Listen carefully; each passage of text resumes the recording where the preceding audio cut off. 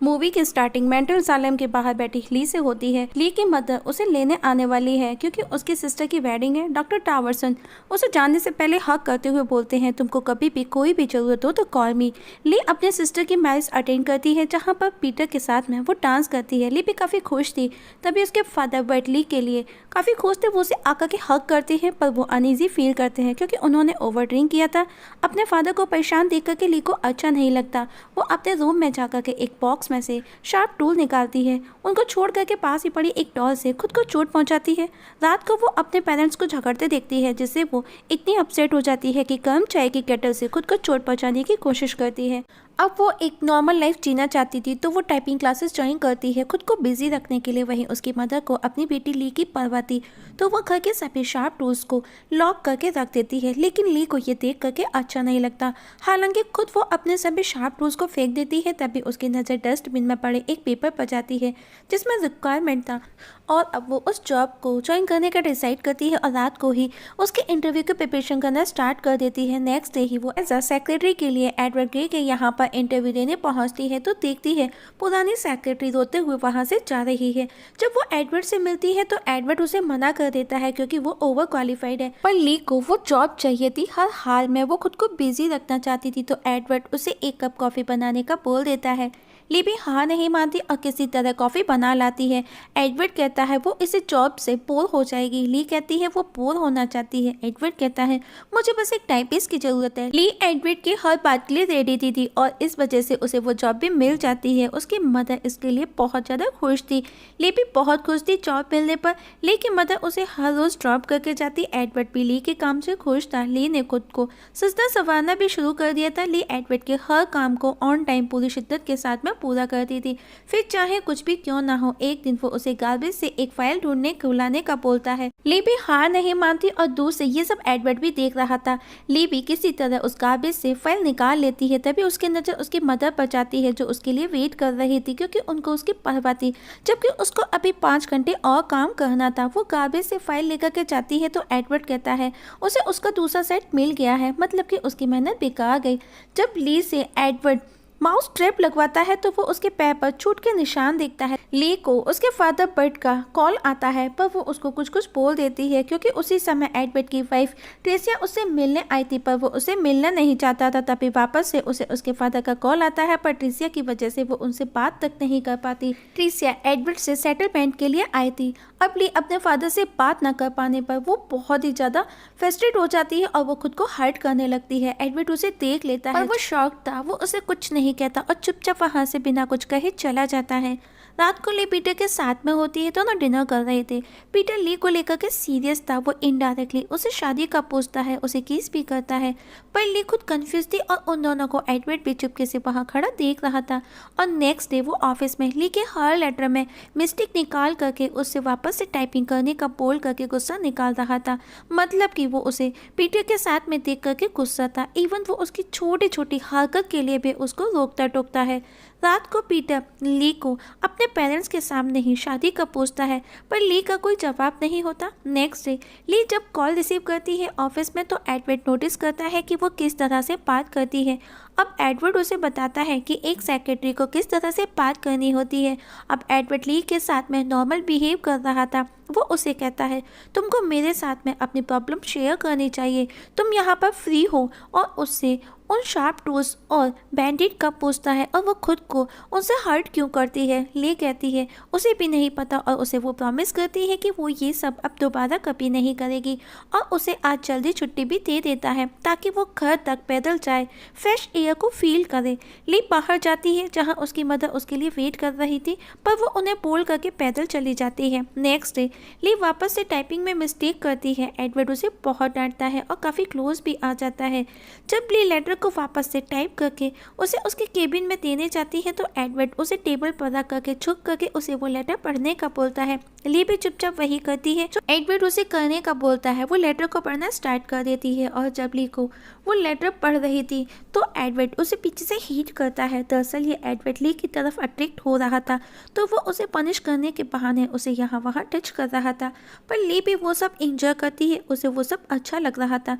उसके फेस पर अजीब सा सेटिस्फैक्शन अफेक्शन था, ली भी एडवर्ड को पसंद करने लगी थी। रात को ली अब ली अपने मदर को उन शार्प टूल्स के कैबिनेट को अनलॉक करने का बोल देती है। उसकी मदर ये सुनकर के काफ़ी खुश थी क्योंकि वो काफ़ी चेंज हो रही थी और अब खुद ली अपने सभी शार्प टूल्स के बॉक्स को डिस्ट्रॉय कर देती है और अब उन दोनों के बीच में एक अजीब सा रिलेशन स्टार्ट हो गया था। इसके बाद से ली कम्प्लीटली चेंज हो गई थी। ली ने भी जानबूझ करके गलतियाँ करना स्टार्ट कर दिया था ताकि एडवर्ड उसे पनिश करे। एडवर्ड भी उसे नए नए तरीकों से पनिश करने लगा था जो कि ली को काफ़ी पसंद आता था। ली को यूँ चेंज होता देख करके उसकी फैमिली भी खुश थी।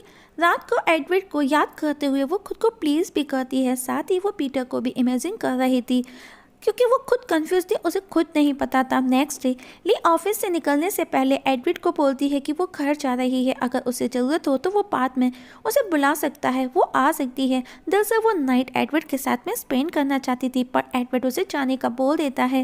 वो अपसेट होकर के चली जाती है। रात को ली अपने फादर के पास हॉस्पिटल में दिखाई जाती है। ओवर ड्रिंक करने की वजह से बर्ड की कंडीशन सीरियस थी। ली बहुत अपसेट थी। वो डायरेक्टली एडवर्ड के पास जाती है जिसे एक्सरसाइज करते देखती है। एडवर्ड उसे इतना लेट देख डर जाता है। वो उसे बहुत कुछ कहने की कोशिश करती है। एडवर्ड भी उसे पूछता है पर वो कुछ नहीं कह पाती। एडवर्ड भी गेट बंद कर उसे चले जाने का बोल देता है। ली रोते हुए वहाँ से चुपचाप चली जाती है। नेक्स्ट डे ऑफिस में दिखाया जाता है एडवर्ड जो कि काफ़ी चेंज था। वो उसके साथ में काफ़ी नॉर्मल ट्रीट कर रहा था जबकि ली को वही एडवर्ड, पुराना वाला एडवर्ड चाहिए था। वो उसे अट्रैक्ट करने की कोशिश भी करती है पर कुछ भी वर्क नहीं करता। ली एडवर्ड की इतनी एडिक्ट हो गई थी कि वो खुद को उसी के तरीके से प्लीज करने की कोशिश करती है पर वो उसे अच्छा नहीं लगता। एडवर्ड चेंज तो हुआ था पर अभी वो उसे छुप छुप करके देखा करता था, मतलब कि कहीं ना कहीं एडवर्ड को शायद अपने किए पर गिल्ट था। पर ली को उसकी आदत हो गई थी तो वो पीटर के पास जाकर के वो सब करना चाहती थी। पीटर उसके साथ में इंटीमेट तो हुआ पर ली को वो खुशी नहीं मिली जो उसे एडवर्ड के साथ में मिला करती थी।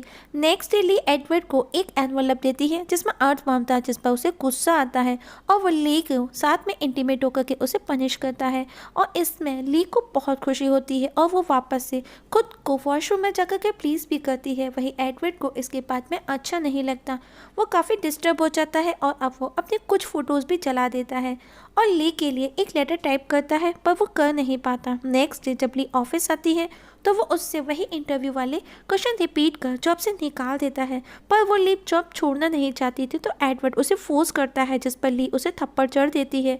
जबकि एडवर्ड भी ली को चाहता था पर उसके अकॉर्डिंग ये सब गलत था जो वो ली के साथ में कर रहा था। ली उसे कहती है वो उसके लिए कुछ भी करेगी, वो सब करने के लिए रेडी है, वो जो भी उसे चाहता है। पर अब एडवर्ड के लिए वो सब गलत था जो वो ली के साथ में कर रहा था। ली रुकना चाहती पर वो उसे वहाँ से जाने का बोल देता है। यह सुनकर के ली भी चुपचाप रोते हुए वहाँ से जाने लगती है और आज उसे जाते हुए उस लास्ट वाली सेक्रेटरी की याद आती है क्योंकि वो भी जब जॉब छोड़ करके गई थी वो भी उसी की तरह से रोते हुए वहाँ से गई थी। अब ली अपनी जॉब के बारे में फैमिली को किसी को भी ये रियलाइज नहीं होने देती कि वो जॉब नहीं कर रही और हर रोज के जैसे रेडी होकर के जॉब पर जाती और हर रोज न्यू सेक्रेटरी को एडवर्ड के ऑफिस में जाते देखती थी वहीं बाहर खड़े। लेकिन अब उसने आगे बढ़ने का डिसाइड किया जिसमें उसने एडवर्ड के जैसे ही लड़कों को डेट करना स्टार्ट कर दिया था जो ठीक वैसे ही करे जैसे कि एडवर्ड करता था। पर फिर भी उसे वो खुशी ना मिली जो एडवर्ड के साथ में मिलती थी। अब इस सब से वो बोर हो चुकी थी। अब उसने वो सब कुछ छोड़ करके घर पर अपनी फैमिली के साथ रहना स्टार्ट कर दिया था। एक दिन पीटर ने उसे शादी के लिए प्रपोज कर दिया। ली भी रेडी हो जाती है क्योंकि उसके पास में इसके सिवाय कोई और ऑप्शन भी नहीं था। वो शादी के लिए हाँ बोल देती है पर कहीं ना कहीं वो आज भी एडवर्ड को ही मिस कर रही थी तो वो शादी को छोड़ करके ही वेडिंग ड्रेस में ही एडवर्ड के ऑफिस पहुंचती है और उसे कहती है कि वो उसे प्यार करती है और उसके बिना अब वो नहीं रह सकती। पर एडवर्ड उसे वापस जाने का बोलता है पर ली कहती है कि अब वो उसका जब तक वेट करेगी जब तक वो खुद आकर के उसे एक्सेप्ट नहीं कर लेता।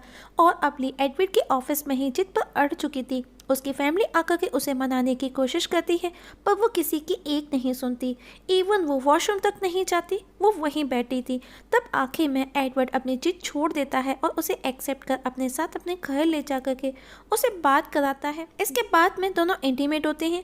अब दोनों जल्दी शादी भी कर लेते हैं। ली की जिद, उसका प्यार उसे मिल चुका था और आज भी वो वैसे ही करते हैं जैसे वो शादी से पहले करते थे और दोनों अपने इस रिश्ते से खुश थे। और इस जगह मूवी की हैप्पी एंडिंग हो जाती है। दोस्तों आप लोगों से एक छोटी सी रिक्वेस्ट है, अगर आप इस चैनल पर नए हैं तो प्लीज़ सब्सक्राइब करना ना भूलिएगा।